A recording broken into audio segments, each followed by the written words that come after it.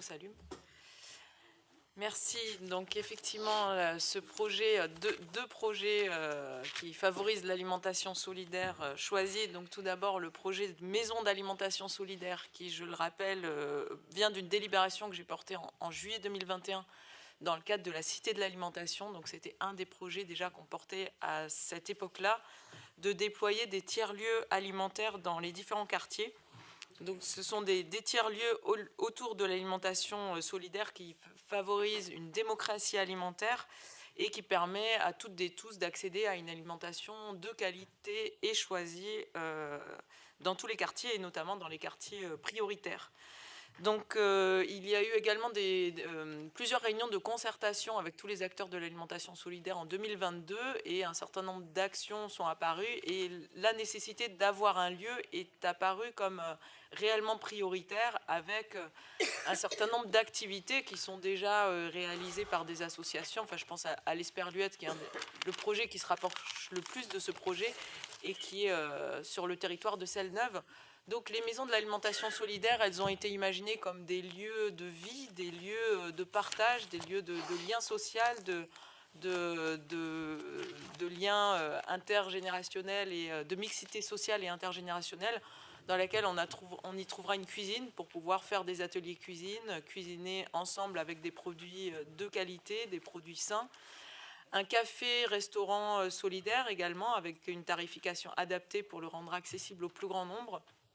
Une épicerie solidaire, mais aussi un lieu d'éducation populaire, des lieux d'animation autour de l'alimentation. Il peut y avoir d'autres activités que l'alimentation, notamment sur des activités de couture ou d'accès à certains services sociaux notamment.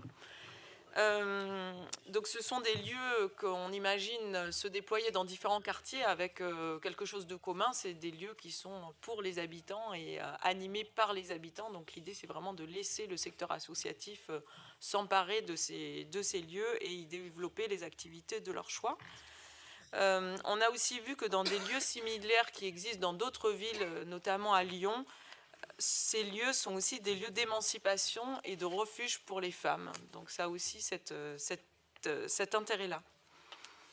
Alors la première maison de l'alimentation solidaire qui verra le jour sans doute sera à Selle-Neuve. On le voit sur ce schéma, donc c'est un site de l'ancienne Croix-Rouge. D'un ancien député. Et également un ancien local. Et qui donne sur la place du marché, donc pour aussi continuer ces échanges avec les producteurs et les productrices du marché de Selle-Neuve qui se réunit le mercredi matin. Donc un lieu de 430 mètres carrés avec une grande terrasse de 77 mètres carrés également. Donc des premières réunions ont commencé à avoir lieu avec les associations du quartier, avec des habitants.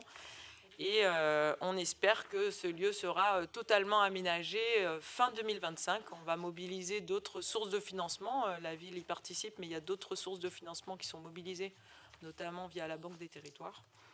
Et voilà pour ce lieu.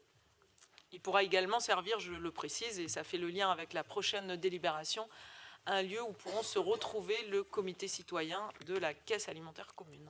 Voilà. Allez. Y a-t-il des questions? Monsieur Domergue, bien sûr.